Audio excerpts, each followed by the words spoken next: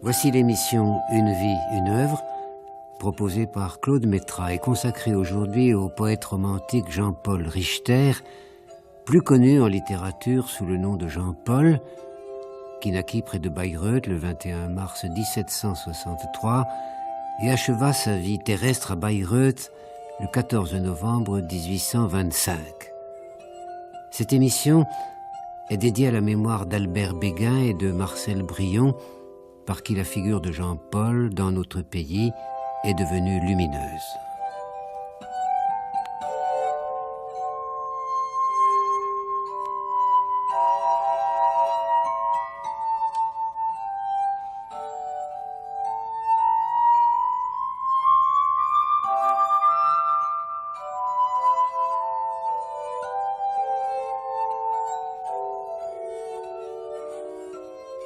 À chaque siècle, l'Éternel envoie un mauvais génie qui le tentera. Loin de notre petit œil humain, réside, pareil à une nébuleuse fixe, le plan constellé de l'infini qui enveloppe les éternités. Lorsque retentit l'appel au séducteur, la mère et tous ses enfants frémirent, les tendres âmes fondirent en larmes, et celle-là même qui était déjà descendue ici-bas et en était revenue transfigurée. Alors se leva de la terre, monstrueux, un gigantesque serpent qui grimpa dans son ombre et atteignit la lune. Il dit « Je veux vous séduire ». C'était le noir génie qui jadis avait séduit la mère. Elle ne put supporter sa vue. Mais le serpent s'écria « Ne reconnais-tu pas le serpent, Ève ? Je veux séduire tes filles. Je veux rassembler dans le bourbier tes blancs papillons. Voyez, mes sœurs, voici l'appât auquel nul de vous ne résistera. » Les âmes qui n'étaient point encore nées cachaient l'une vers l'autre leur visage à l'approche de l'arbre vénéneux qui projetait une froide fumée.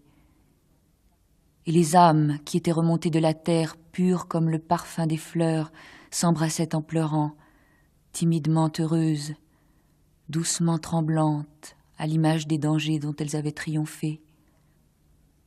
La fille préférée, Marie, et la mère de tous les humains, se serraient ensemble, s'agenouillaient, enlacées, levaient des yeux de prière, et les larmes qu'elle versait disaient cette supplication « Ô Dieu d'amour, prends soin d'elle !»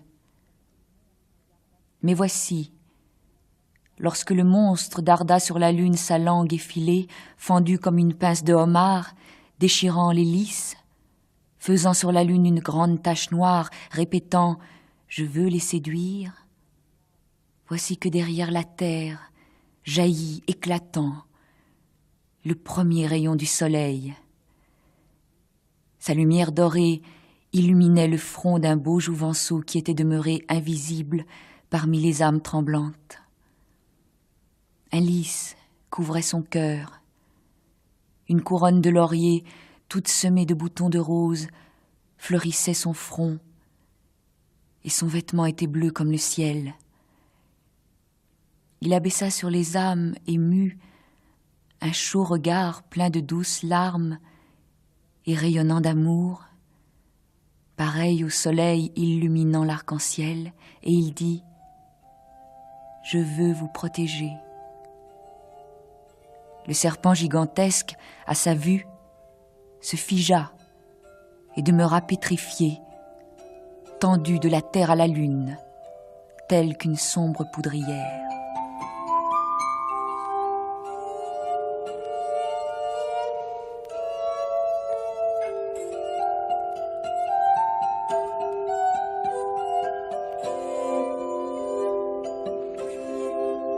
Comme nous n'avons à peu près aucune mémoire de nos très jeunes années, comme nos premiers regards sur la création sont enfouis dans l'obscurité, mais peut-être en sortiront-ils un jour, il nous est toujours possible d'imaginer ce qu'il en fut de nous quand nous avons été jetés dans la lumière du jour, quand nous avons rencontré cet espace de la terre où nous faisons lentement l'apprentissage de nos 5 sens qui sont nos guides dans notre périple.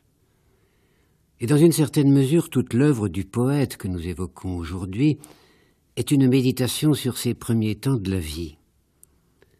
Les uns disent que nous regrettons longtemps le calme et la douceur du ventre maternel et que notre venue en ce monde est vécue d'abord comme une tragédie de la rupture, un théâtre du déchirement. D'autres disent que notre ouverture à la clarté du jour fut enchantement et illumination. Alors, que chacun essaie à sa manière de revivre ce moment singulier où sa chair devint tout à coup libre de cette chair autre qu'il avait créée. L'expérience en vaut la peine, mais seul, sur cet instant le plus important de tous, les poètes ont quelque chose à nous dire. Et ce que nous murmure Jean-Paul, c'est que dans les premiers rêves de l'enfance revient sans cesse le souvenir de cette heure-là. Mais de quoi est fait ce souvenir? Il nous faut revenir ici à l'interrogation fondamentale que nous rappelle Gauguin dans une de ses toiles « D'où venons-nous? Où sommes-nous? Où allons-nous » Et l'enfant, à sa manière et sans doute avec des images et des mots qui restent obscurs pour les hommes, tente de répondre à la question. Dans un de ses tout premiers écrits, Jean-Paul essaie de retrouver la mémoire de ses révélations enfantines. À mi-chemin du rêve et de la rêverie, voilà ce qu'il en est. Je ne savais plus ce que j'étais. Je n'avais plus de pensée humaine. Je n'étais ni triste, ni heureux. Le monde avait disparu dans le gouffre. J'étais seul. Quelque chose d'obscur et d'informe, mais je ne sais ce que c'était, ni si ce n'était pas moi-même qui m'apparaissait ainsi, me poussait à fouiller du regard l'horizon. Dans le sombre néant, je vis quelque chose qui ressemblait aux vibrations de l'air devant les yeux. Enfin, l'apparition me montra, parmi ces choses à l'aspect de songe, une forme qui avait ce même aspect de songe. Et elle me dit « C'est toi ». Je pensai à mon moi et je frémis de peur. Et ce thème de la peur en face de soi-même, qui reviendra souvent dans l'œuvre de Jean-Paul, exprime la difficulté du cœur humain à imaginer sa vraie patrie, sa véritable destination.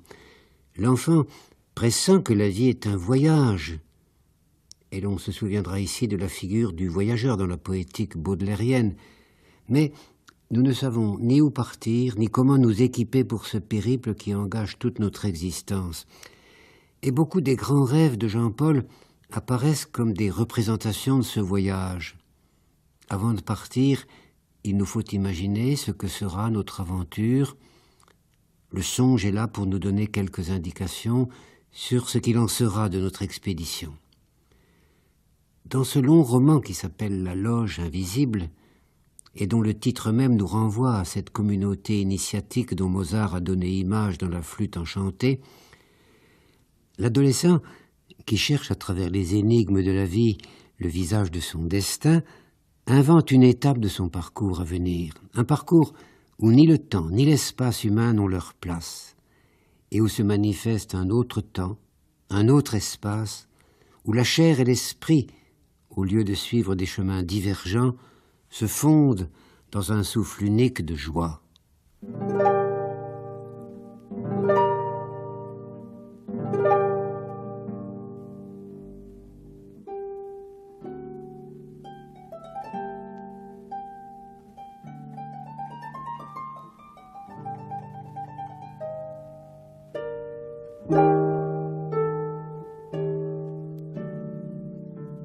Il descendit en une prairie qui s'étendait à perte de vue sur de belles planètes bord à bord.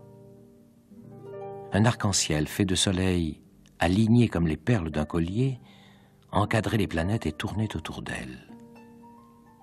Le cercle solaire descendait vers l'horizon pour s'y coucher. Une ceinture parée de brillants était posée au bord de la vaste prairie, et ces brillants étaient 1000 soleils de pourpre. Le ciel d'amour avait ouvert 1000 lieux pleins de douceur. Des bosquets et des allées de fleurs géantes, hautes comme des arbres, couvraient la plaine de leurs diaphanes détours. La rose, haute sur sa tige, jetait une ombre d'un or rougeoyant. La jacinthe une ombre bleue. et les ombres confondues de toutes les fleurs répandaient sur la plaine une gelée d'argent. Une magique lueur de couchant passait, comme si elle eût rougi de joie entre les rives ombreuses, entre les troncs de fleurs sur la plaine. Gustave sentit que c'était là le soir de l'éternité et la béatitude de l'éternité. Des âmes heureuses, loin de lui et plus près du soleil qui s'en allait, se plongeaient dans les rayons faiblissants du soir. Un chant de joie étouffé mourait comme une cloche vespérale sur la divine Arcadie. Seul Gustave était délaissé, couché dans l'ombre argentée des fleurs.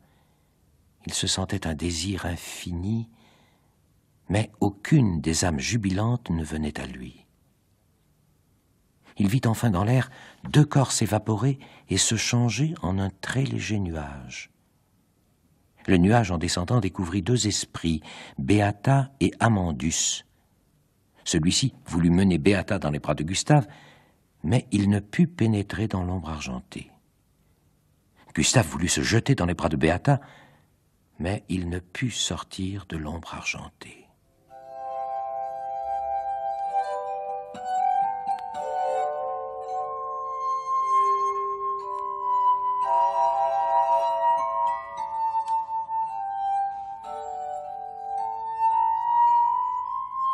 Dans quel monde sommes-nous ? Demanda-t-il à Beata, mais sur un ton exalté qui était comme une réponse à sa question. Sa main se greffait solidement sur la main qui cherchait à s'échapper. « Vous êtes encore dans votre rêve ?» dit-elle d'une voix douce et tremblante. Ce « vous », cet accent, rejetèrent son rêve hors du présent. Mais ce rêve lui avait rendu plus proche, plus chère, celle dont la main se débattait dans la sienne. Et le dialogue du rêve agissait en lui comme s'il eût été réel. Son esprit était une corde dont se prolongeaient les sublimes vibrations, depuis qu'un ange y avait imprimé son extase. Et comme maintenant, dans le temple désert, les harmonies de l'orgue, de nouveau, enlevaient la scène au-dessus du sol terrestre où se tenaient encore les 2 âmes, comme Beata chancelait, que sa lèvre tremblait, que ses yeux se brisaient, il sembla de nouveau à Gustave que son rêve se réalisait, que ces grandes harmonies, l'enlevant à la terre, l'emportaient dans le pays de l'éternité. Son être se dilata jusqu'à ses limites. « Beata !» dit-il à la belle jeune fille qui défaillait dans le combat de ses sentiments. « Beata, nous allons mourir. Lorsque nous serons morts, je te dirai mon amour et je t'enlacerai. Le mort qui est à nos côtés m'est apparu en rêve et m'a rendu ta main. » Elle voulut se jeter sur la tombe, mais Gustave retint dans ses bras l'ange qui allait tomber. Il appuya sur son épaule la tête sans conscience, et les coups de son propre cœur se précipitèrent sous les battements du cœur aimé.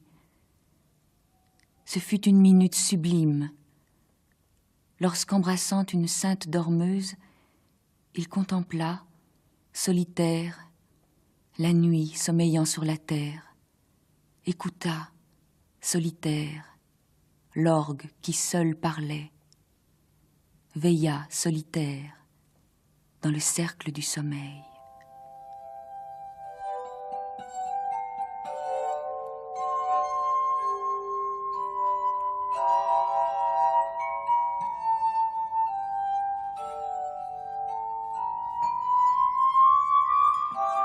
La minute sublime mourut, faisant place à la minute du suprême bonheur. Beata releva la tête, montra à Gustave et au ciel, sur son visage renversé, des yeux égarés et pleins de larmes, une âme épuisée, des traits transfigurés et tout ce que l'amour, la vertu, la beauté peuvent réunir en un ciel terrestre. C'est alors que parvint ici-bas l'instant surnaturel, descendu sur la terre à travers 1000 cieux, l'instant où le cœur humain s'exalte pour l'amour le plus haut, où il bat pour 2 âmes, pour 2 mondes, l'instant réunit à jamais les lèvres où s'éteignirent toute parole terrestre, les cœurs qui portaient le poids de la lourde félicité, les âmes sœurs qui se confondaient comme deux hautes flammes.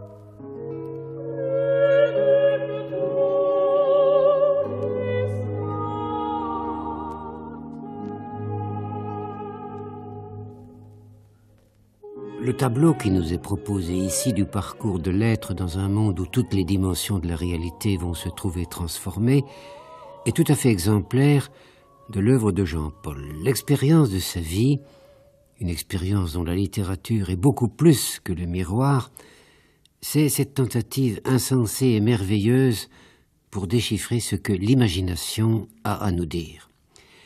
Imagination qui se déploie à notre insu comme en dehors de nous à travers le rêve nocturne, mais qui se déploie aussi avec notre participation active dans la rêverie, dans ce qu'on pourrait nommer une veille ou une veillée créatrice. Et une telle expérience suppose évidemment une relation singulière avec le monde que nous appelons réel. Et je crois qu'ici le soubassement essentiel de cette destinée, c'est la force avec laquelle l'enfance, avant d'être jeté dans la confusion des saisons et des jours, a pris possession de son propre domaine, s'est enfoncé dans sa propre révélation, une révélation que la vie d'adulte ne détruira pas. Mais qu'en fut-il donc de cette existence et sur quel terreau bénéfique s'est-elle ainsi implantée? Rappelons que Jean-Paul naquit en 1764 dans une paroisse de la principauté de Bayreuth où son père était pasteur. C'était une vie à la limite de la misère, mais où l'enfant fut comblé de multiples petits bonheurs. C'était la vie libre dans les champs, c'était une éducation chaotique où le père, après lui avoir appris à lire et à écrire, l'abandonna à la bibliothèque ecclésiastique où voisinaient, comme il était coutume, les livres pieux, les almanachs populaires, les livres de classe, et sans doute aussi quelques-uns de ces recueils magiques que les colporteurs apportaient des villes. Et ce qui règne sur cette enfance et sur cette adolescence, c'est l'imagination et très tôt la fascination de l'amour à travers les bergères des villages. À 15 ans, l'année même où son père disparaît, ce qui va d'ailleurs acculer la famille à une véritable détresse, il entre au collège de Hof et il achèvera ses études à l'université de Leipzig. Mais ce furent là des années de grand dénuement. Et depuis ce temps-là, il écrit. À 17 ans, il y a un premier roman, Abélard et Héloïse, puis en 1783, un recueil, Les procès groenlandais, où il entasse en désordre tout ce qui lui passe par la tête. Et suivront d'autres récits dont les seuls titres indiquent suffisamment la fantaisie tout à fait confuse qu'il habite. Extrait des papiers du diable, ou bien réjouissances biographiques sous le crâne d'une géante. Et ses études achevées, comme tous les étudiants pauvres, Jean-Paul n'a guère qu'un avenir, le préceptorat qu'il va exercer dans quelques petites cités pour revenir finalement à son lieu natal. Et dans cette existence quelque peu désordonnée, abandonnée aux caprices d'une imagination qui éclaire avec un égal éclat les visages les plus disparates de la réalité, une expérience capitale. C'est le 15 novembre de l'année 1790. Jean-Paul écrit à ce sujet « Soir le plus important de ma vie, car j'y ai éprouvé la pensée de la mort, songeant qu'il n'y avait point de différence pour moi à mourir demain ou dans 30 ans, que tous mes projets, tout disparaîtrait dans la mort, et que je dois aimer les pauvres humains si vite engloutis avec leurs lambeaux d'existence. » Et cette révélation, dont l'écriture, bien entendu, ne restitue pas la densité, ce bouleversement insensé de l'être, dont presque tous les hommes sans doute ont fait l'expérience, mais sans en garder présence, eh bien cette révélation va donner à sa vie son vrai visage, sa vraie tonalité. Plus tard, il écrira L'homme n'a ici-bas que 2 minutes et demie. Une pour sourire, une pour soupirer, et une demie pour aimer, car, au milieu de cette minute, il meurt. Mais la tombe n'est pas profonde, elle est la trace lumineuse des pas d'un ange qui nous cherche. Dans la réalité, cette révélation n'était pas tout à fait sans racine. En effet, dans l'été, 2 de ses meilleurs amis étaient morts, et l'un de ses frères s'était noyé volontairement pour ne pas être à la charge de sa mère. Et c'est de cette soirée peut-être que commence ce qui va constituer le plus original sans doute de sa quête créatrice, le dévoilement de cet ange qui garde les portes du paradis. C'est dans la mémoire de la mort qu'il va répondre à la parole de Goethe « N'oublie pas de vivre », et c'est dans le visage de sa propre fin que Jean-Paul va tenter de dire l'art du bonheur. Dans la pauvreté même, dont il ne parlait pas par ouï-dire, nous dit Marcel Brion, il trouvait un aiguillon au bonheur. Dans sa vie comme dans ses livres, il nous donne l'exemple d'un homme qui n'a jamais été blasé sur les plaisirs qui furent à sa portée. À côté des grandes joies, les plus simples plaisirs dont chaque jour s'enchantait, la nature, la bière de Bayreuth, l'harmonie conjugale qui n'excluait pas par surcroît l'amour de quelques belles jeunes filles, le lever du soleil, le crépuscule, le clair de lune. C'est d'ailleurs ce qu'il racontera dans son premier roman, La vie de Maria Wutz. Et, dans chaque moment de la vie, sous l'écorce douloureuse et stérile parfois du quotidien, palpite une part d'éternité. Un peu comme sous la peau blanche, tranquille, circulativement dans l'obscur de notre chair, le rouge de la vie.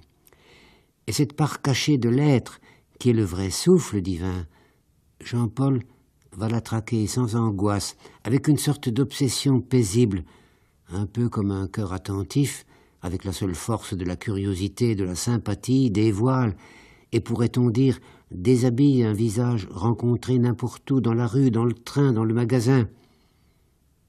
Nous savons tous ce qu'il en est de la nudité du corps, mais Jean-Paul cherche la nudité de l'âme. Et comment faire pour qu'une âme ainsi dévoile sa nudité à notre propre regard? Par quel langage sans mots, par quelle séduction sans mensonge faut-il passer pour qu'une âme s'ouvre comme s'offre un corps désiré? Dans son roman Hespérus, Jean-Paul met en scène cette figure de la rencontre amoureuse dans des contrées où ce que l'on nomme la mort n'est qu'une des formes sublimes de la vie. Une main qu'Orion ne voyait pas le saisit. Des lèvres qu'il ne voyait pas lui parlèrent. Que ton cœur désormais soit saint et pur, car le génie de la vertu féminine habite dans ces campagnes. Et voici qu'Orion était dans une prairie couverte de myosotis, sur laquelle le ciel se penchait comme une ombre bleue, car toutes les étoiles en étaient ôtées. Seule l'étoile du soir brillait à la place du soleil. De blanches pyramides de glace, où ruisselaient les bandes rougeoyantes du couchant, entourées comme d'un rempart aux créneaux d'or et d'argent, tout le cercle obscur de l'horizon. Clotilde s'y avançait, sublime comme une trépassée, sereine comme les humains le sont dans l'autre monde, conduite tantôt par des enfants ailés, tantôt par une nonne voilée, et tantôt par un ange grave, mais éternellement elle passait devant Orion. Il lui adressait un sourire d'amour heureux chaque fois qu'elle passait, mais toujours elle poursuivait sa route. Des tertres fleuris, presque semblables à des tombes, s'élevaient et s'abaissaient, car sous chacun d'eux respirait la poitrine d'un être endormi. Une rose blanche était plantée au-dessus du cœur qui gisait là. 2 roses rouges croissaient sur les joues dont le tendre incarnat se cachait sous la terre. Et là-haut, dans le bleu du ciel nocturne, les reflets blancs et rouges des fleurs sur les tertres se pénétraient, chaque fois que les roses du cœur et des joues se mouvaient sous la respiration. Des échos mourants, mais suscités par des voix qu'on n'entendait pas, se répondaient derrière les montagnes. Chaque écho soulevait plus haut les tertres de sommeil, comme sous la poussée d'un profond soupir ou d'un cœur plein de félicité. Et Clotilde souriait avec plus de bonheur par chaque écho plus profondément enfoui dans le sol fleuri. Il y avait trop de félicité dans ces voix, et le cœur délivré de l'homme eût voulu y mourir. Clotilde, maintenant, était cachée par les tombes jusqu'au cœur. Seule sa tête paisible souriait encore au-dessus de la prairie. Les myosotis atteignirent enfin à ses yeux baignés de larmes heureuses, et leur floraison les recouvrit. Soudain, un tertre de sommeil se posa sur la jeune fille, et parmi les fleurs montèrent ces paroles. « Repose-toi aussi, Orion. » Mais les sons les plus lointains se transformèrent, pendant l'ensevelissement, en sombre musique d'harmonica. Et voilà que dans le silence, une grande ombre, ressemblant à Emmanuel, s'avança et s'arrêta devant Orion comme une nuit brève et enveloppa cette minute inconnue d'un monde différent. Mais lorsque la minute et l'ombre eurent disparu, tous les tertres s'étaient affaissés. Le reflet des fleurs dorait confusément tout le ciel en mouvement. Au sommet pourpre des montagnes glacées se posaient des papillons blancs, des colombes blanches, des cygnes blancs, les ailes ouvertes comme des bras. Et derrière les montagnes montaient des fleurs, des étoiles, des couronnes, comme jetées en l'air dans un enthousiasme démesuré. Alors sur la plus haute montagne de glace, qui reposait dans le pur éclat d'un pourpre embrasement, apparut Clotilde, transfigurée, sanctifiée, dans une joie supraterrestre. Et vers son cœur flottait un petit nuage sphérique, composé de larmes, sur lequel était dessiné le blême visage d'Orion. Et Clotilde ouvrait largement les bras.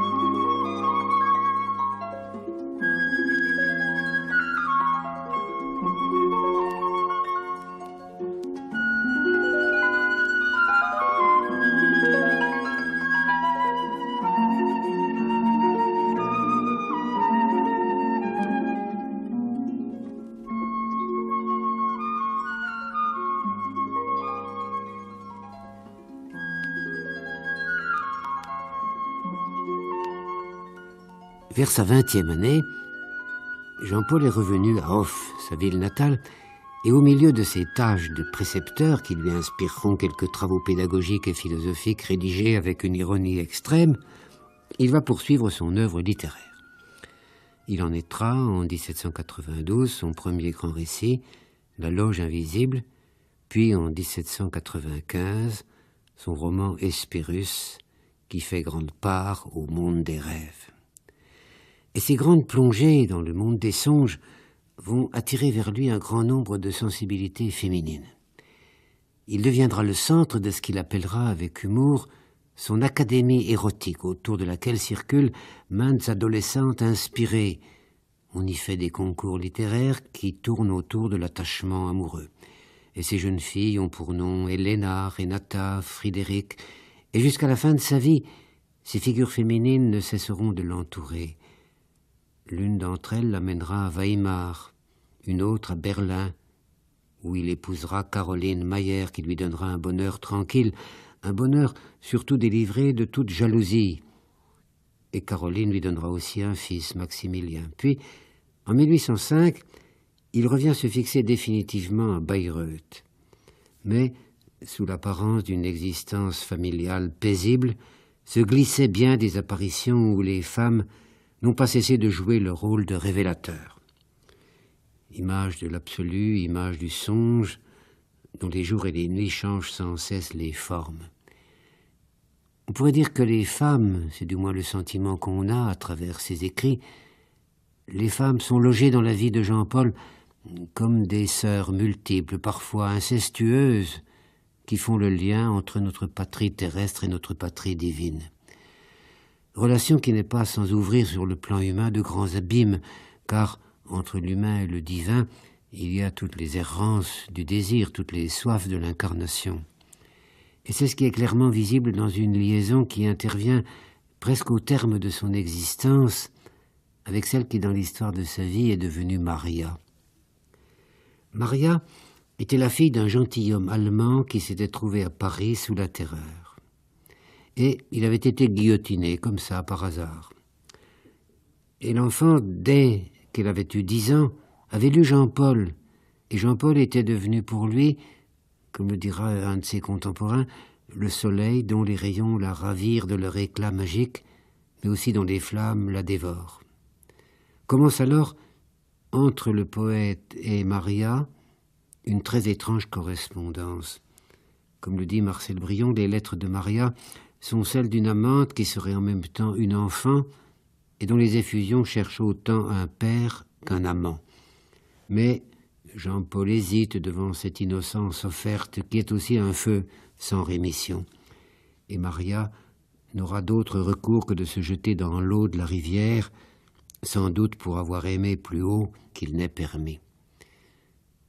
Généralement, les femmes qu'il avait abandonnées en sa jeunesse avaient plus ou moins difficilement pensé leurs blessures.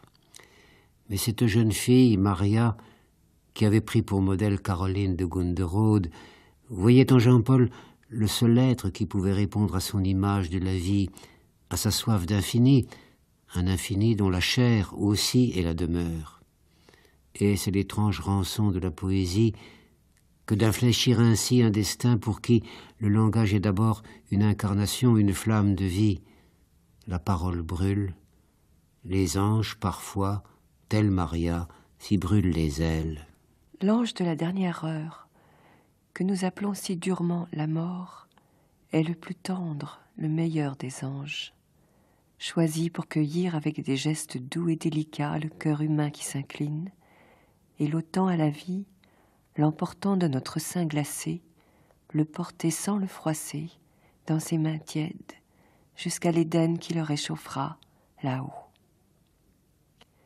Son frère est l'ange de la première heure, qui donne à l'homme 2 baisers, l'un pour lui faire présent de cette vie, l'autre pour que, dans l'au-delà, il s'éveille sans blessure et entre en souriant dans l'autre monde, comme il est entré en pleurant dans celui-ci.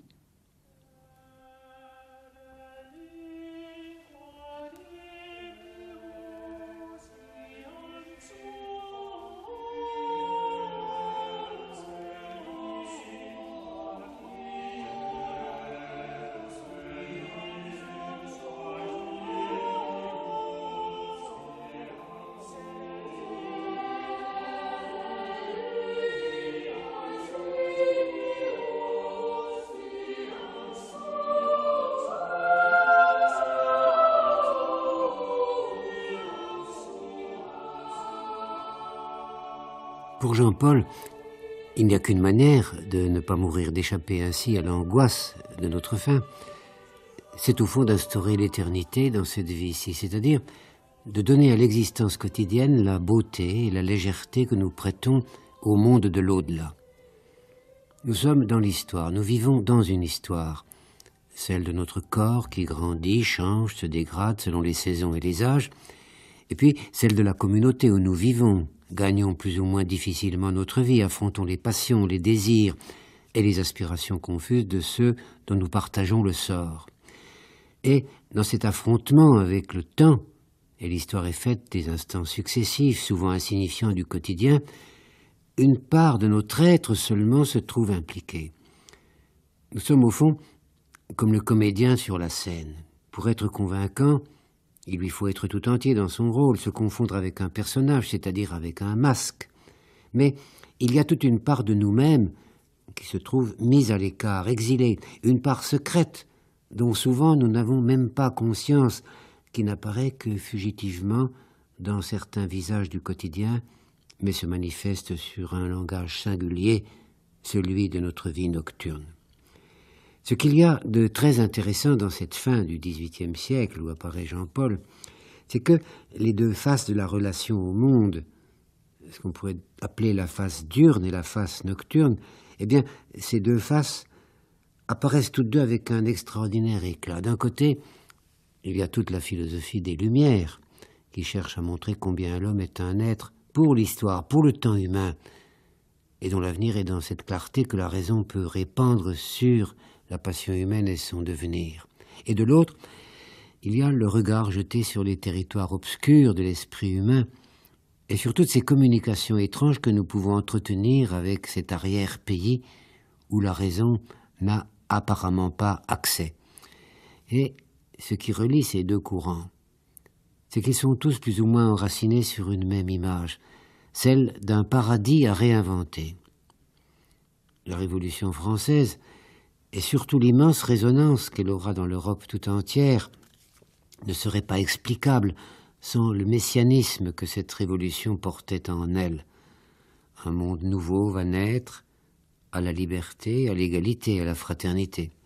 Mais ce que 1789 place sur le plan humain, le romantisme allemand dès ses commencements va le porter sur le plan cosmique. Chercher le paradis, c'est interroger inlassablement les forces cachées qui sous-tendent la création, c'est tenter de pénétrer dans tous ces mondes intermédiaires auxquels nous n'avons naturellement pas accès, mais dont nous avons pressentiment parce qu'ils sont le berceau de nos angoisses, de nos exaltations et parfois de nos révélations. Et la seule voie qui nous soit offerte pour pénétrer dans ces terres de l'infini, c'est le rêve. Jean-Paul nous raconte qu'un matin, tout enfant encore, il se tenait sur le seuil de la maison et il regardait à gauche vers le bûcher, lorsque soudain lui vint du ciel comme un éclair cette idée « Je suis un moi », idée qui dès lors ne le quitta plus. Jean-Paul nous dit « Mon moi s'était vu lui-même pour la première fois et pour toujours ». Expérience capitale, car le voyage dans la vie va être d'abord un refus, celui de laisser ce moi abandonné à l'érosion et à la destruction que lui impose la plupart du temps l'éducation, l'usage du monde, la contrainte sociale. Mais au-delà de ce refus, une affirmation, celle que ce moi est capable, au-delà de la condition quotidienne, de comprendre ce qu'il en est de la grande harmonie de la création. Arrache-toi en pensée à la terre que tu habites. Elle cessera de te paraître fangeuse. Elle prendra à tes yeux l'éclat qu'elle a pour un habitant de la lune. Voilà ce que dit Jean-Paul. Mais qu'est-ce qui donne aux voyageurs en route vers l'infini un pas si assuré, une âme si constante? Ce sont les révélations de l'enfance, le sentiment que nous avons eu dès notre jeune âge, que nous entendions quelque chose du bourdonnement des mondes. Et, pour Jean-Paul, cette voix et cette vie infinie, elles sont semées de résurrection. Dans le christianisme de Jean-Paul, on notera qu'en particulier l'image du tombeau vide représente l'ultime espérance. Il n'y a pas de mort, puisque quelque part, dans la confusion des cieux et des terres, la flamme vivante continue à brûler. Et le secret de cette résurrection, c'est ce que Jean-Paul appelle l'amour, cet étrange cheminement à travers le cœur humain qui, de temps à autre, nous donne certitude d'être liés à une autre réalité que celle dont nous sommes entourés. Et il y a comme des liens invisibles entre le cosmos et nous, une complicité intime entre la lumière cachée des éléments et la lumière de notre propre chair. Et c'est là un thème que reprendra Balzac dans Séraphitos Séraphita et dont l'Aurélia de Gérard de Nerval porte aussi trace. Ici comme là, ce sont expériences d'enfance.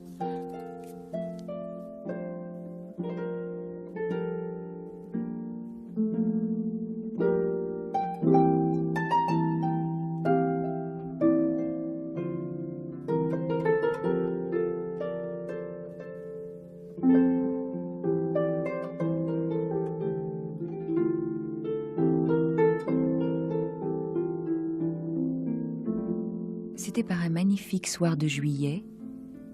Mon ami était couché sur mon sein sous le bouleau pleureur, au sommet de la montagne. Il pleurait et me disait « Dis-moi, pourquoi ce soir je pleure ainsi ? Ne pleures-tu jamais, Emmanuel ? Pourtant, des nuages même, de chaudes gouttes tombent sur mes joues. » Je lui répondis « De petites nuées chaudes errent au ciel et laissent tomber quelques gouttes. Mais dans ton âme, l'ange n'erre-t-il pas ? Car tu tends la main pour le toucher. » Julius dit « Oui, il est présent à ma pensée, mais c'est toi seul que je voudrais toucher. Car l'ange a quitté la terre et j'ai une grande nostalgie de sa voix. En moi, des formes de songes s'entremêlent, mais elles n'ont point ces couleurs claires qu'on leur voit dans le sommeil. Des visages souriants me regardent et viennent à moi, ouvrant leurs bras de fantômes, et font des signes à mon âme, et s'évanouissent avant que j'aie pu les presser sur mon cœur. Oh, mon Emmanuel, ton visage n'est-il pas l'un de mes fantômes ?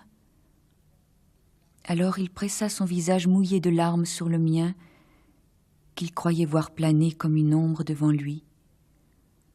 Un nuage versa sur notre étreinte l'eau bénite du ciel, et je dis « Nous ne sommes si émus aujourd'hui qu'à cause de ce qui nous entoure et que je vois maintenant. » Il répondit « Oh, dis-moi ce que tu vois » et ne cesse point de parler jusqu'à ce que le soleil ait disparu. Mon cœur nageait d'amour, tremblait de bonheur tandis que je parlais. Mon ami, la terre est si belle aujourd'hui, et cela déjà rend l'homme plus tendre. Le ciel repose plein d'amour auprès de la terre qui l'embrasse, comme un père auprès de la mère, et leurs enfants, les fleurs et les cœurs palpitants, prennent part à leur embrasement et se serrent contre leur mère. La branche balance doucement son oiseau chanteur, la fleur berce son abeille, la feuille sa mouche et sa goutte de miel.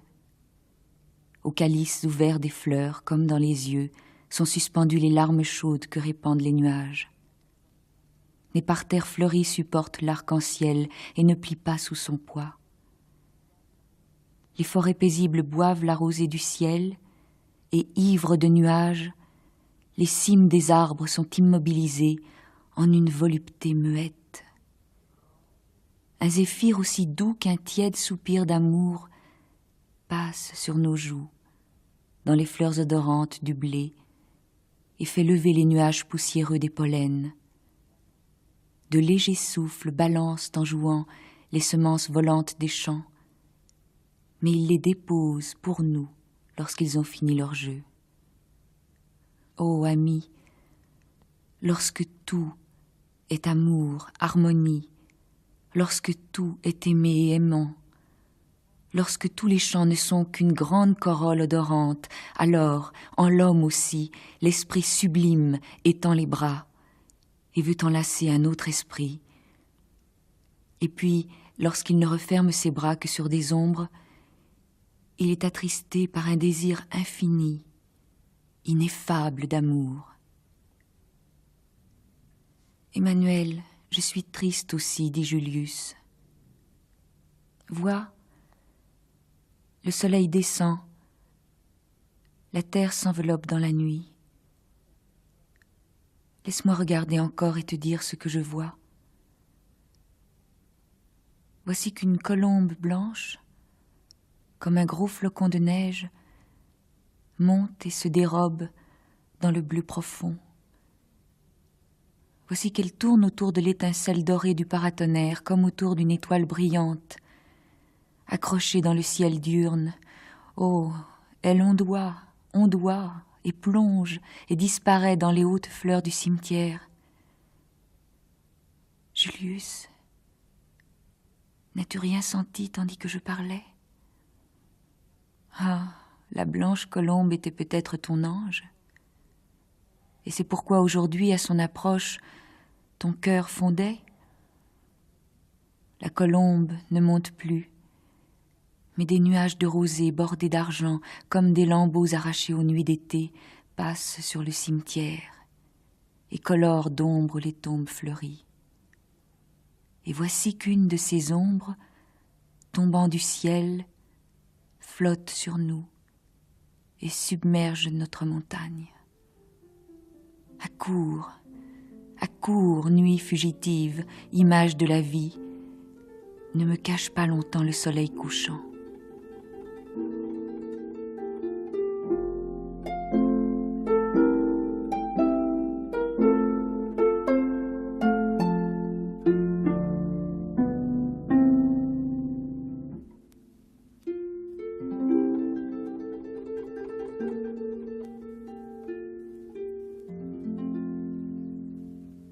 Le rêve, nous dit Jean-Paul, nous renvoie à la part primitive de nous-mêmes. Il nous fait descendre dans cette demeure intime où le temps et l'espace perdent leur dimension humaine et où le langage que nous parle la création est celui de la sensation pure.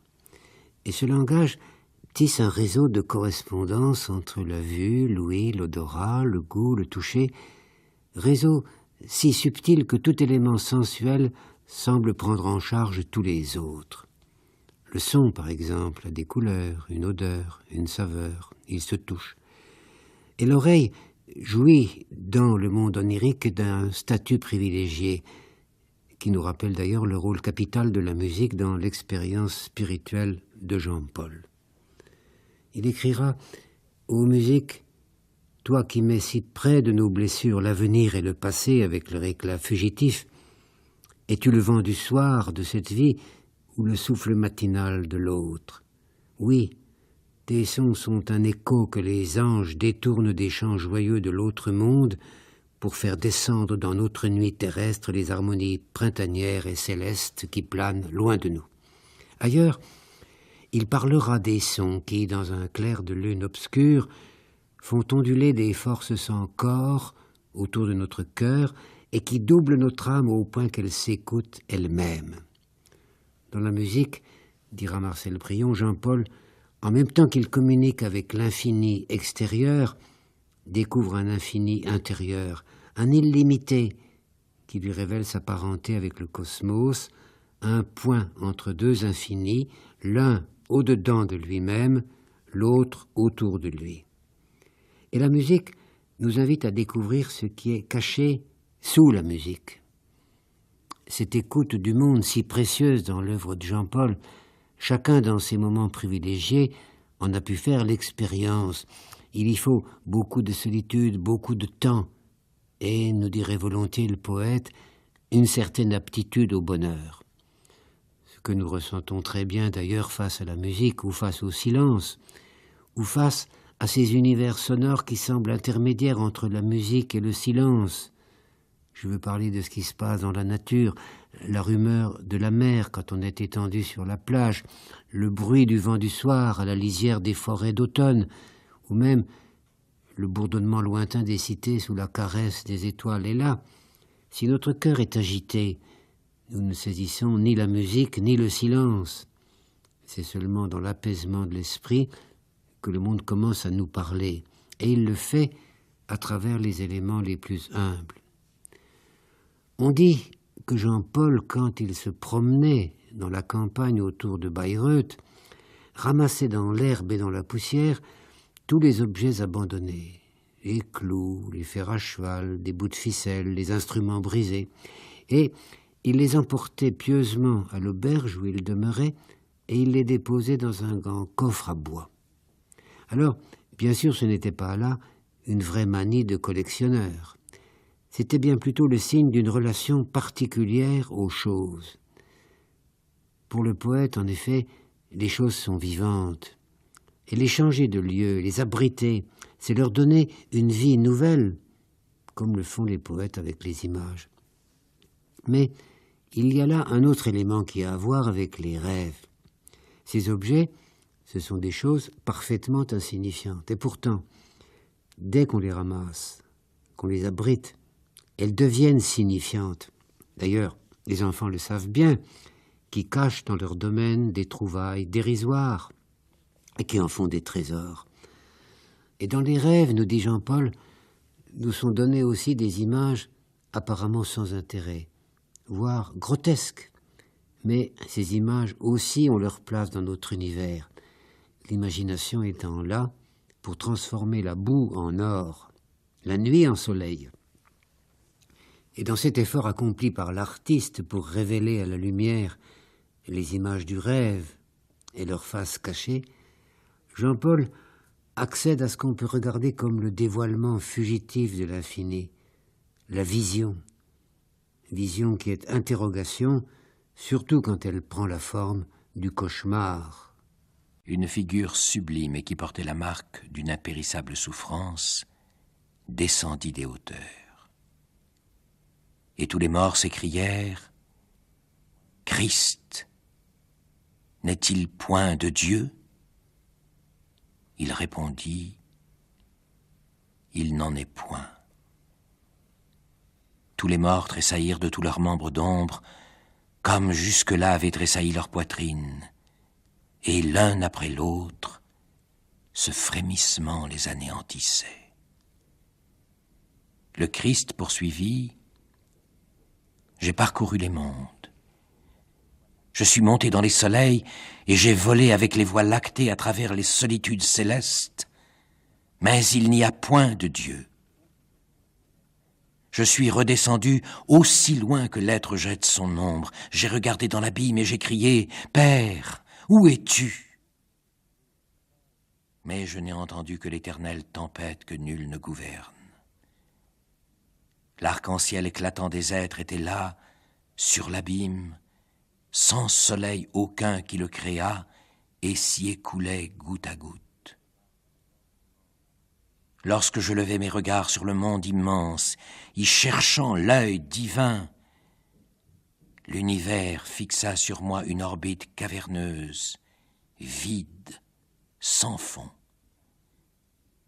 L'éternité était sur le chaos et le rongeait et se dévorait elle-même. Criez encore, ô notes discordantes, dispersez les ombres, car il n'existe pas.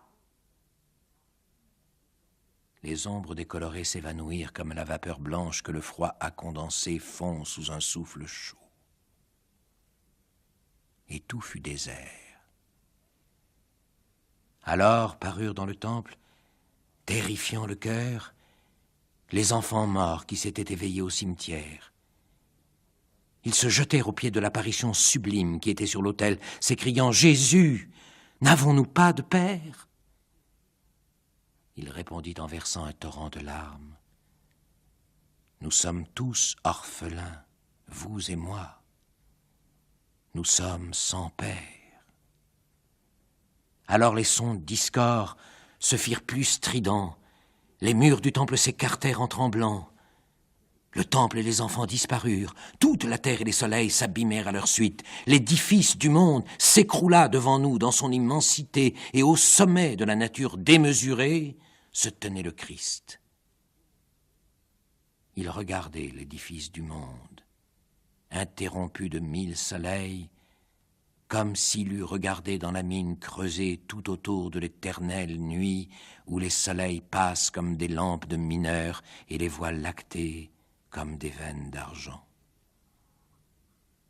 Et lorsque le Christ vit la foule pressée, la danse au flambeau des feux follets célestes et les bancs de corail que forment des cœurs palpitants, lorsqu'il vit comment les planètes, les unes après les autres, secouaient dans la mer immense, leur âme lumineuse, telle une boule miroitante dispersant sur les ondes ses reflets mouvants, il leva vers le néant et vers l'immensité déserte des yeux plus grands que ceux du plus sublime des mortels, et il dit « Ô néant immobile et muet, froide nécessité éternelle, Hasard insensé, connaissez-vous ce qui est au-dessous de vous?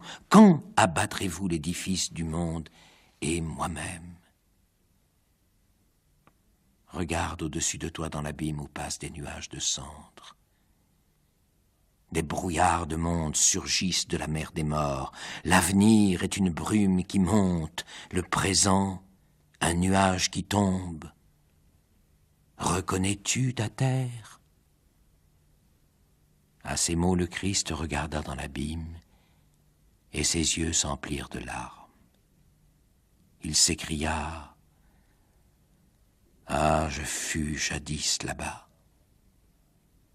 J'étais heureux encore en ce temps-là.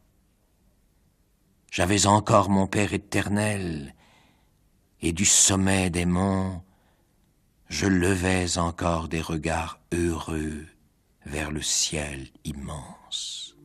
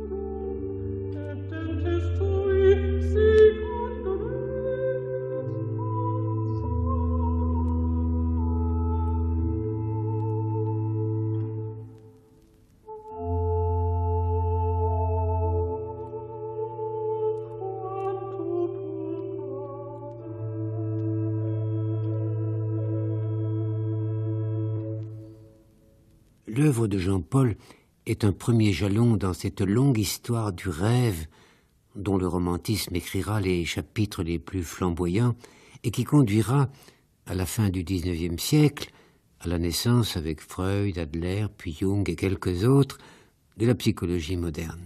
Et si aujourd'hui on regarde si intensément du côté de Jean-Paul et de ses compagnons, Novalis, Tieck, Nerval, c'est sans nul doute parce qu'il restitue au rêve cette dimension poétique dont la science psychologique s'était largement privée, en privant du même coup peut-être ceux qu'elle voulait guérir. Il faut rappeler que Jean-Paul avait déjà publié l'essentiel de son œuvre quand Gotthilf Heinrich Schubert fit éditer La symbolique du rêve, qui est un des fondements de la philosophie de la nature et qui est aussi un des fondements de la science du rêve telle qu'elle allait se développer dans tout le courant allemand dans la première moitié du XIXe siècle. Un courant qui devait influencer si profondément Michelet, Quinet, Hugo, Nerval dans notre pays. La symbolique du rêve avait en effet paru en 1815. Et Schubert, racontant l'odyssée de l'âme à travers les civilisations depuis l'effondrement de l'harmonie primitive, écrit « L'âme a le devoir, dans son misérable état actuel, de se rendre capable d'accéder à une vie supérieure conforme à son origine, une vie nouvelle et future. Le langage spirituel du rêve doit redevenir le langage de l'état habituel de veille. » Et c'est peut-être par là que l'on peut le mieux saisir le sens de l'entreprise de Jean-Paul. Le rêve nous livre des fragments, des bribes confuses d'un très ancien savoir. Il nous dévoile, au-delà des images liées à notre existence et à nos soucis quotidiens, une réalité autre, celle qui sans doute nous donne image du paradis. Alors, que faire de ces éléments épars, la plupart du temps d'ailleurs parfaitement énigmatiques? Eh bien, nous dit Jean-Paul, il faut les regarder comme la trace d'une poésie dont notre cœur est la demeure. Et cette trace, il ne suffit pas d'en garder la mémoire, il ne suffit pas de lui donner sens en utilisant toutes les ressources des images symboliques comme le font les multiples clés des songes. En réalité, Jean-Paul se méfie à l'extrême de ce que nous appellerions aujourd'hui les interprétations des rêves. Car pour lui, la poésie n'est jamais écrite définitivement dans notre cœur. Elle est vie, c'est-à-dire métamorphose, et métamorphose insoupçonnable. Ce qui nous est donné par le rêve, la nuit, doit être par conséquent enrichi à l'état de veille par ce qu'on pourrait nommer une rêverie active, c'est-à-dire par l'imagination. Et on retrouverait là certains développements chers à Gaston Bachelard.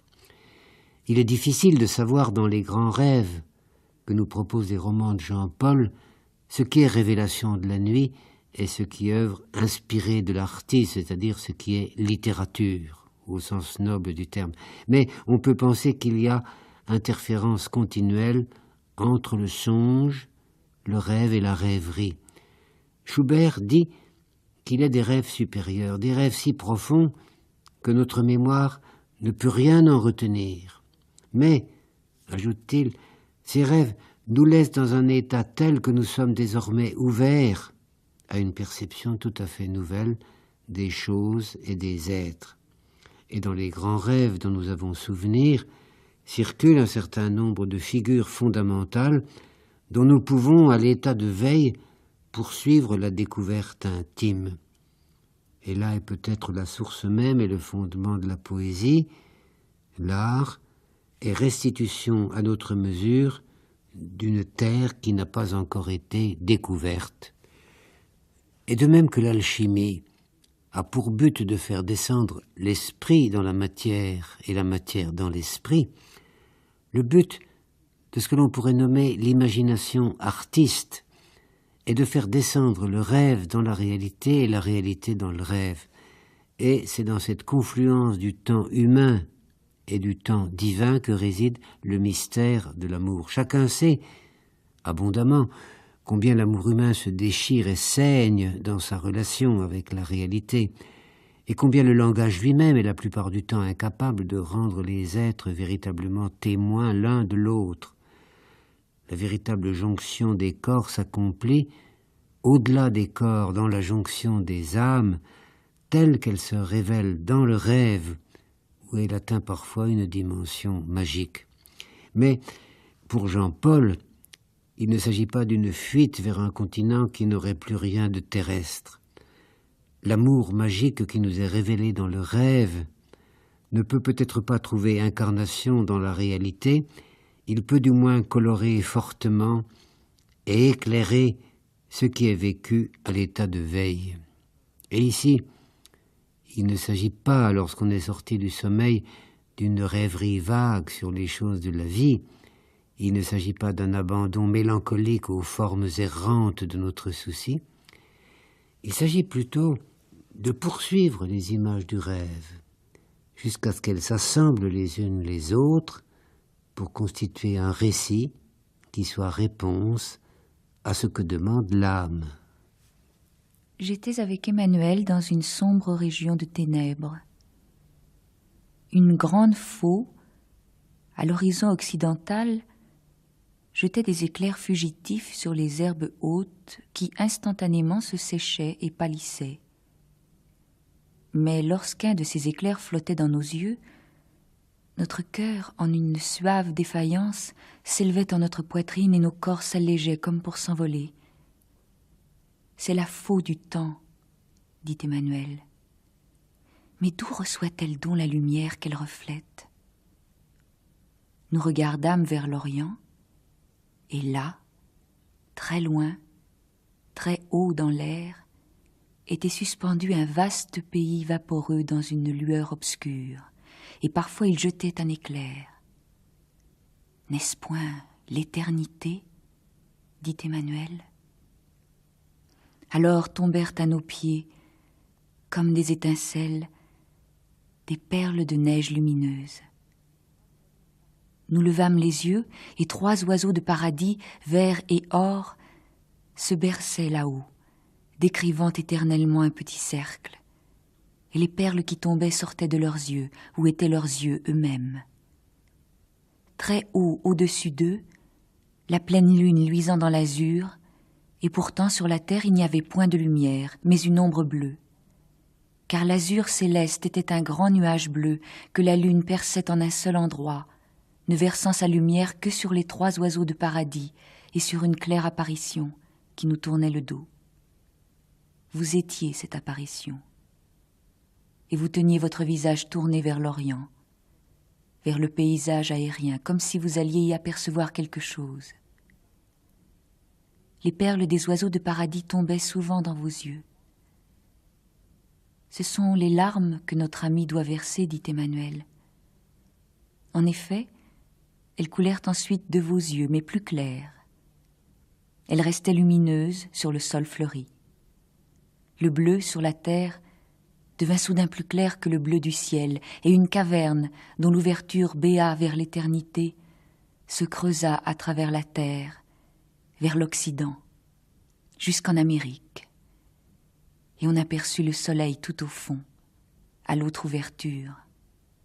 Un fleuve de couchant rougeoyant, large comme une tombe, monta sur la terre et se posa, comme en flamèche, sur le pays lointain et vaporeux de la nébuleuse éternité.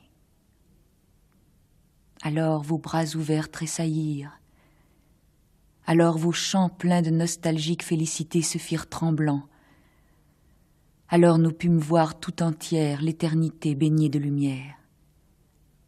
Mais elle était chatoyante, changeante. Nous ne pouvions penser et fixer ce que nous voyions. C'étaient des formes et des jeux de couleurs insaisissables qui paraissaient être près, être loin, être au milieu de nos pensées. De petits nuages, montant de la terre, flottaient autour de l'éternité éclatante, et chacun élevait un homme debout et chantant vers cette île de lumière qui s'étendait en face de la terre, où l'on ne voyait à perte de vue qu'une rangée d'arbres blancs, inondés de neige et de clarté, chargés de fleurs pourpres. Et nous vîmes nos 3 ombres reposer, sublimes, auprès du rideau d'arbres d'une blancheur éclatante, et sur l'ombre de Clotilde, les fleurs de pourpre pendaient comme des couronnes. Un ange volait alentour des ombres pures, leur souriait tendrement et les touchait à la place du cœur. Alors soudain tu tressaillis, Clotilde, et te retournas vers nous, plus belle que cet ange dans l'éternité. Tout le sol à tes pieds luisait de larmes tombées et devint transparent.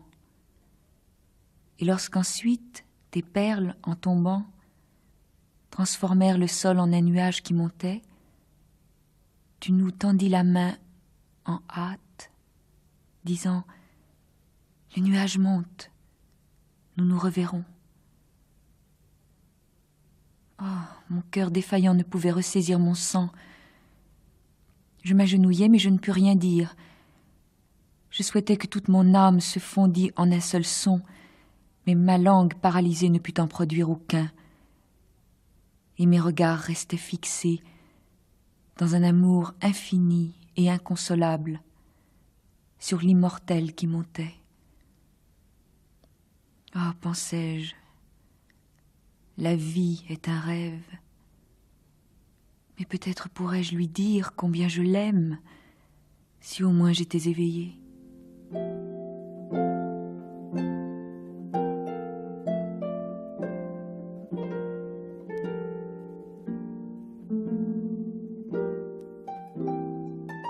Jean-Paul raconte qu'au 31 décembre de chaque année, à la Saint-Sylvestre, il était en veille d'une sorte de crainte funèbre. Au dernier soir d'une année ancienne, il me semble voir passer devant moi, plus proche et plus brillant, le vol sonore du temps à travers l'éternité. Et il raconte une de ces nuits. Il était 11h30, une demi-heure avant minuit. Sous la lune, un vent silencieux déchirait et fouettait les nuages. et aux endroits où il laissait des trous dans le ciel libre, on apercevait des ténèbres qui s'étendaient d'astre en astre jusqu'au-delà des astres. Tout était silencieux, comme si l'année, se débattant, avait rendu son dernier souffle et se fût abattu dans les tombeaux du passé.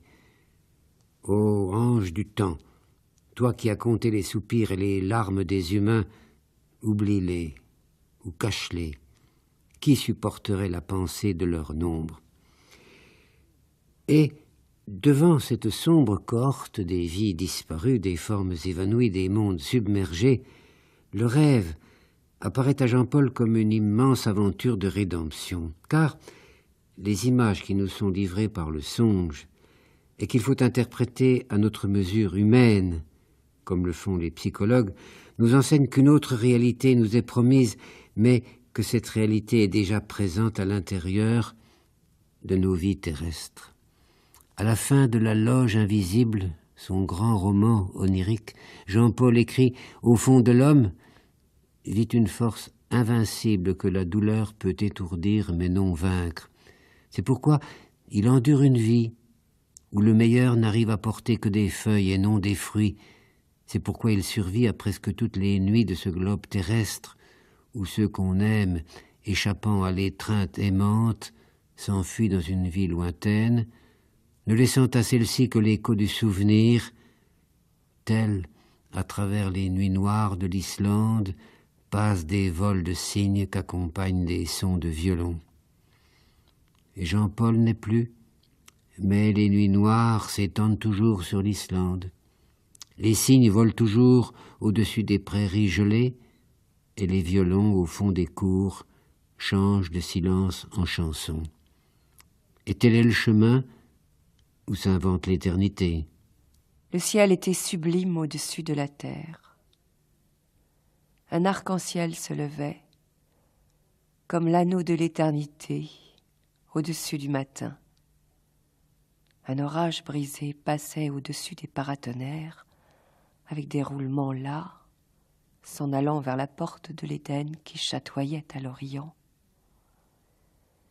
Et le soleil du soir regardait, comme à travers des larmes, avec une douce lumière, la fuite de l'orage.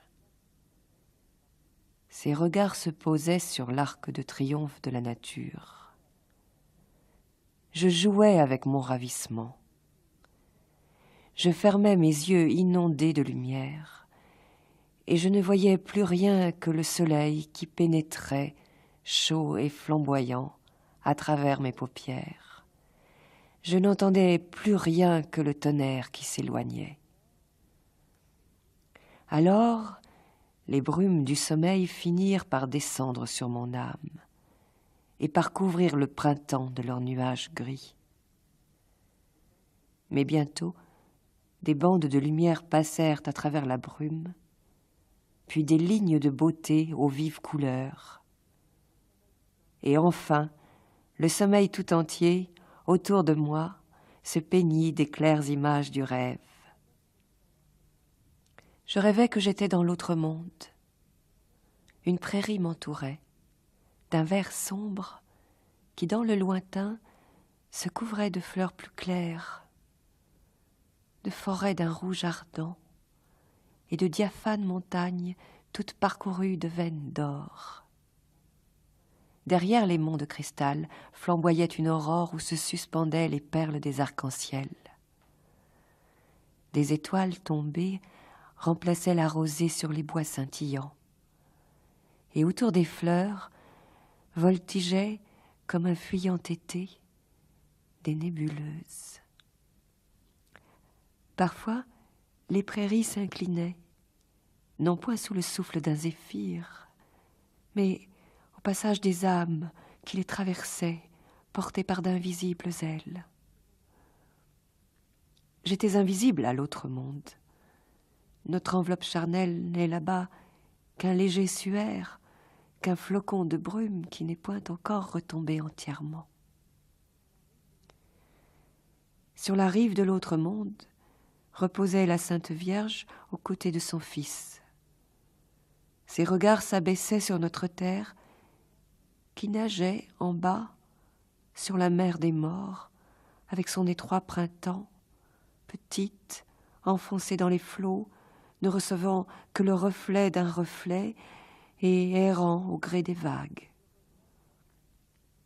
Le regret de la terre, jadis aimée, attendrit alors l'âme de Marie, et elle dit, les yeux brillants, « Ô mon fils, mon cœur aspire en pleurant vers l'humanité que j'aime. Fais monter ici la terre, afin que je puisse regarder de nouveau dans les yeux de mes frères et de mes sœurs. Ah, je pleurerai en voyant des vivants. » Le Christ dit, « La terre est un rêve plein de rêves. Il faut que tu t'endormes pour que les rêves puissent apparaître. »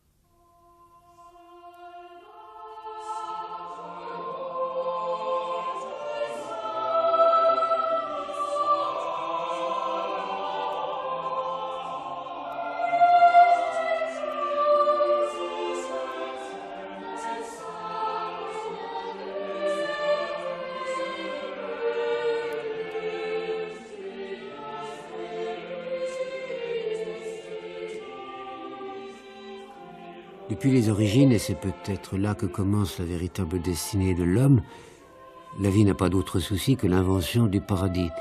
Certains disent que ce paradis fut notre lot, jadis, mais qu'il était fatal que nous en soyons chassés avec l'unique désir d'y revenir un jour. Pour Jean-Paul, le paradis n'a jamais été perdu. Il est près de nous, il est en nous, mais ce sont nos sens trop indigents, notre mémoire trop fragile, notre espérance trop lente, qui en cache le paysage. Et toute l'aventure spirituelle qui fut la sienne n'eut d'autre objet que de nous rendre ce paradis présent, disponible en somme à nos natures insuffisamment ouvertes. Il y a un feu de la vie qui brûle spécialement pour nous, et les moyens ne manquent pas qui nous permettent de nous en approcher, comme on s'approche venant des champs mouillés, de la cheminée brûlant au cœur de la maison. Il y a le tissu des rêves qui sont autant de vêtements taillés pour notre gloire. Il y a la multitude des sensations venues de l'œil, de la bouche, du nez, de l'oreille, du corps tout entier, et qui sont comme le tressaillement du feu de la vie en nous. Et toutes les figures somptueuses de la légèreté et de la grâce, le vol des oiseaux, le balancement des branches dans le ciel d'été, le sourire des enfants dans la paix du soir, et la réalité suprême, nous-mêmes.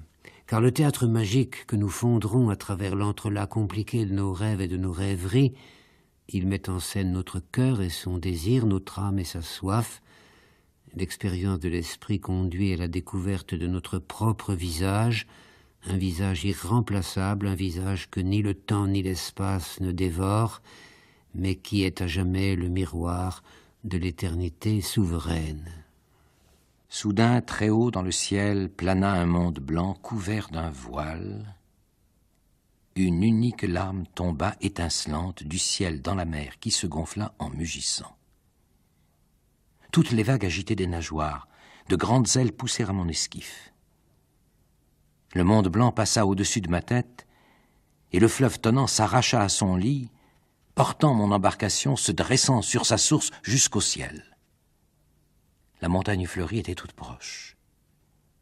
Mon bateau ailé glissait dans un souffle parmi le vert reflet des roses et à travers les tendres harmonies d'une vaste région toute pleine d'effluves floraux jusqu'à un orient qui brillait à perte de vue. Quel Éden d'extase, de légèreté, d'immensité!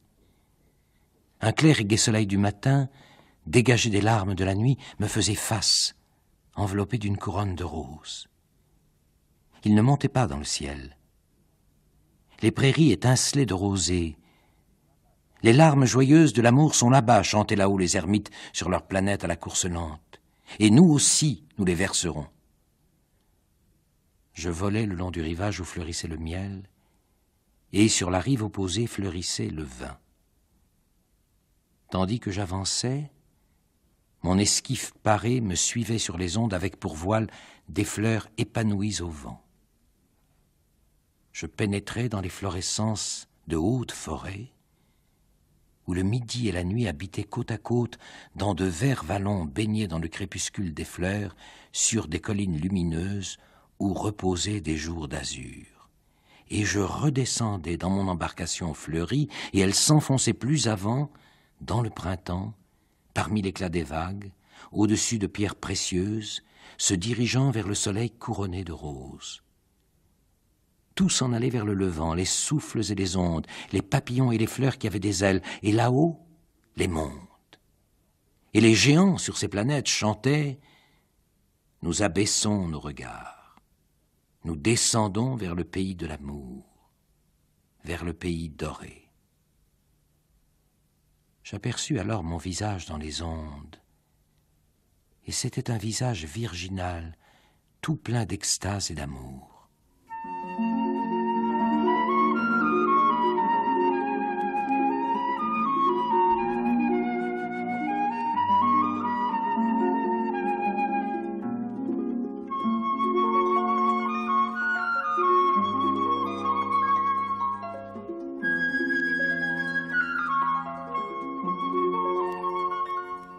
On a dit de Jean-Paul qu'il avait toujours vécu transporté. Un oiseau, une fleur suffisaient à le rendre heureux, disait l'aubergiste, qu'il était à Bayreuth, lui offrait de la bière sous la tonnelle. Et son aventure n'eut pas d'autre sens que de faire naître l'ange dans l'homme. L'ange est celui qui peut contempler l'infini en face. Ses alliés, c'est l'amour, la musique, le rêve. Et dans son dernier ouvrage, La comète, Jean-Paul raconte un rêve qu'il avait émerveillé. Dans les espaces, dans l'univers libre, rien ne brillait, rien ne résonnait, ne soufflait que vie et création.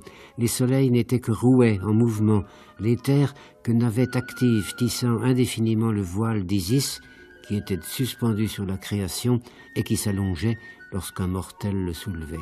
Là, devant l'infini vivant, il ne pouvait plus y avoir de grande douleur, mais seulement une félicité et une joyeuse oraison. Et la fin du voyage terrestre de Jean-Paul fut à la mesure de cette aventure joyeuse. Le 14 novembre 1825, il s'endormit tranquillement comme un enfant. Rêva-t-il son propre départ, ou fut-il le rêve de l'infini? Le cœur peu à peu cessa de battre. Alors, la musique, qui est la parole de l'infini, s'empara de lui totalement.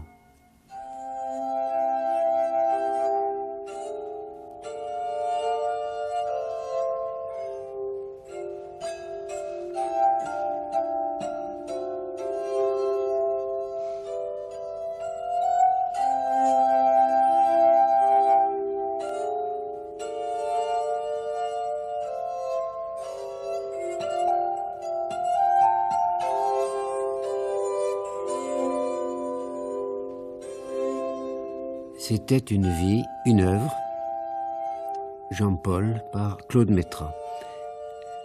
Les textes étaient lus par Béatrice Agénin, Josiane Stoléru et Jean Negroni. Chef opérateur du son, Philippe Destrebec et Marie-Dominique Bougot. Assistante Marie-Vonne Noël. Réalisation Arlette Dave.